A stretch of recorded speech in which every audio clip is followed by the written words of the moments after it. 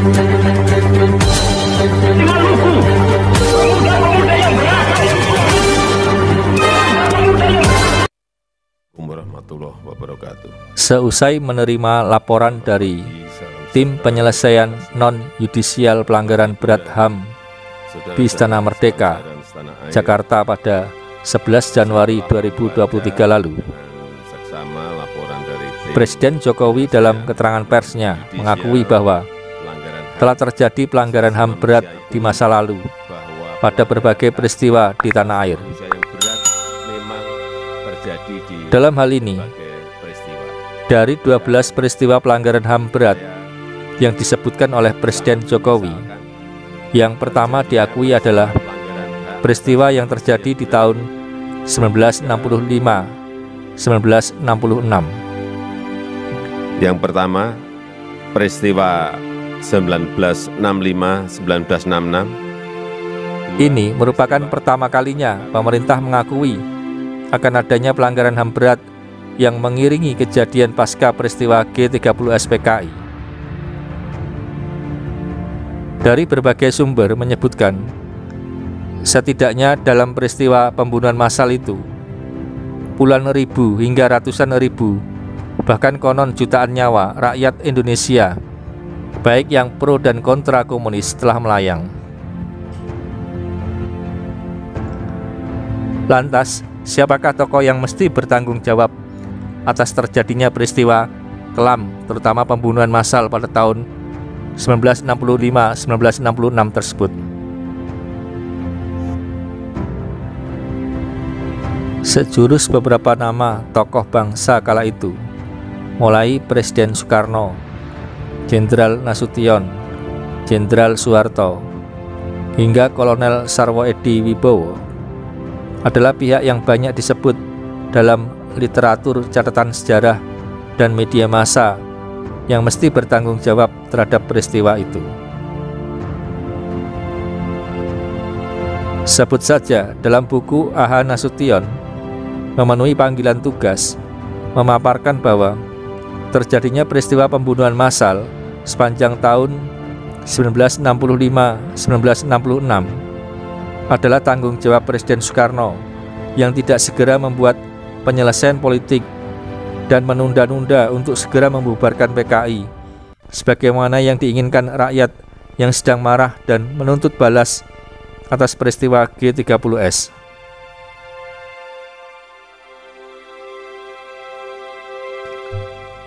Akibat sikap politik Presiden Soekarno yang tidak jelas pasca terjadinya peristiwa G30S PKI, itulah maka terjadilah situasi yang chaos, tak terkendali di tengah masyarakat yang trauma dan tak menginginkan PKI ada.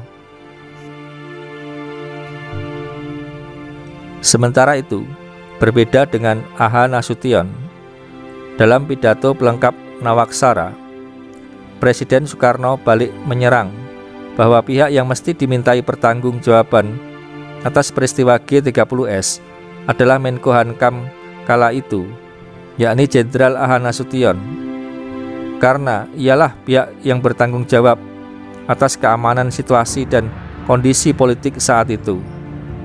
Mengapa Menko Hankam saat itu tidak mampu mendeteksi dan menghentikan sebelum peristiwa G30S itu terjadi? Bahkan setelah peristiwa G30S meletus, Nasutionlah orang yang menyerukan penghancuran PKI sampai ke akar-akarnya. Selain mengatakan Nasution orang yang harus bertanggung jawab, menurut Bung Karno, peristiwa yang disebut dengan gestok itu merupakan pertemuan tiga sebab, yakni keblingernya pimpinan PKI, kelihayan agen CIA dalam subversif nekolimnya, dan adanya oknum pemerintahan yang tidak beres. Sementara hal yang sama diungkapkan Soedisman, pimpinan PKI terakhir, dalam nota pembelaannya yang berjudul Urean Tanggung Jawab. Soedisman saat dihadapkan dalam sidang Mahkamah Luar Biasa pada 21 Juli 1967 mengatakan bahwa instruksi yang sangat luas dari Saudara Jenderal Nasution yang isinya kurang lebih supaya terhadap orang-orang komunis dihabisin sampai ke akar-akarnya, dan tindak mereka yang ada indikasi G30S baik langsung ataupun tidak langsung. Dengan adanya instruksi tersebut, maka terjadilah pembunuhan massal. Apakah pihak mahkamah tidak sependapat dengan tertuduh bahwa dalam hal pembunuhan massal itu mesti dimintakan pertanggungjawaban Saudara Jenderal Nasution? Lebih lanjut dalam nota pembelaannya itu, Sudirman menjelaskan, ada kalanya seorang pembesar militer mengemukakan melalui wawancara di koran-koran supaya tokoh-tokoh komunis ditangkap hidup atau mati. Kalau orang-orang komunis setelah dibebaskan bergerak lagi, supaya langsung ditembak saja, ungkap Sudirman. Selain tuduhan Sudirman dalam uraian tanggung jawab itu, Jas Melvin, sejarawan Australia dari Sydney Southeast Asia Center, melalui sejumlah dokumen temuannya yang dituangkan menjadi sebuah buku yang berjudul The Army and the Indonesian Genocide, Mechanic of Mass Murder atau Tentara dan Genosida di Indonesia, Tata Cara Pembunuhan Massal, mengungkapkan bahwa operasi pembantaian atau yang disebut penumpasan orang-orang PKI di berbagai pelosok Indonesia pada periode 1965-1966 dikoordinir langsung oleh Mayor Jenderal Soeharto.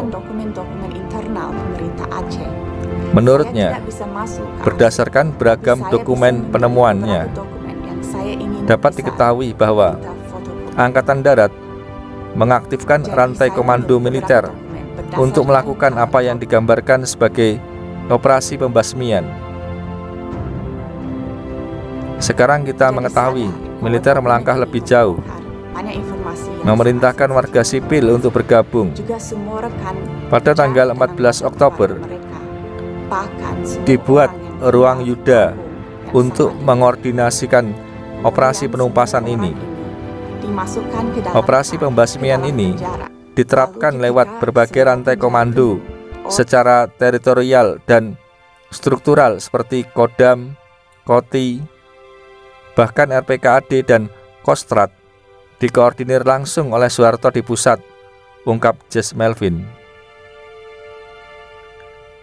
Dari sumber dokumen telegram Kedutaan Besar Amerika di Jakarta menunjukkan adanya perintah kepada Komandan RPKAD, Kolonel Sarwo Edi Wibowo, dari Majen Soeharto untuk bergerak melakukan pengejaran dan penumpasan terhadap anggota PKI sebelum mereka dapat mengorganisir perlawanan rakyat. Dalam serangkaian pertemuan dengan para pimpinan pemuda dari beberapa partai dan ormas, Jenderal Nasution menyatakan tekadnya untuk melanjutkan aksi represifnya terhadap orang PKI yang telah mencapai tahap eksekusi massal di beberapa provinsi di Indonesia. Tampaknya di Jawa Tengah, setidaknya atas perintah Soeharto langsung. Baik di provinsi-provinsi maupun di Jakarta, tindakan represif terhadap PKI berlanjut. Dengan masalah utama yang dihadapi, yaitu apa yang akan diberikan kepada para tahanan untuk dimakan dan di mana mereka akan ditempatkan. Banyak provinsi tampaknya berhasil mengatasi masalah ini dengan mengeksekusi tahanan PKI mereka atau dengan membunuh mereka sebelum ditangkap. Sebuah tugas di mana kelompok pemuda Muslim memberikan bantuan. Demikian laporan telegram rahasia Kedutaan Amerika di Jakarta kepada pemerintah Washington pada 31 Desember 1965. Sementara itu, pendapat lain disampaikan Gubernur Lembaga Pertahanan Nasional Agus Wijoyo dalam sebuah acara diskusi di salah satu TV swasta beberapa tahun yang lalu. Agus menegaskan bahwa PKI ikut bertanggung jawab terhadap terjadinya tragedi 1965. Meskipun juga diakui Agus bahwa pemerintah telah menggunakan kekuasaan langsung yang menindas hak-hak dasar dari warga negara. Rekonsiliasi itu lebih banyak bersifat mendekati ciri-ciri kultural. Jadi tentu saja 48 mau dimainkan secara legalistik, nggak bunyi gitu. Jadi kalau sudah rekonsiliasi, lupakan legalistik gitu. Jangan dicampur aduk. Setelah kami pertimbangkan, kami sampai kepada kesepakatan bahwa PKI ikut bertanggung jawab atas terjadinya tragedi 65. Yang kedua, bahwa PKI sebelum 65 telah melakukan pelanggaran HAM berat. Itu. Dua, ada satu lagi saya lupa.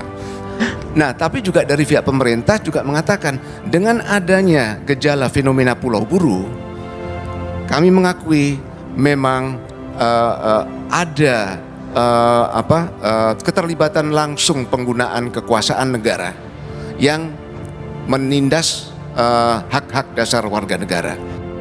Dengan melihat tayangan ini, bagaimana pendapatmu? Siapakah pihak yang mesti bertanggung jawab atas tragedi 1965-1966 tersebut?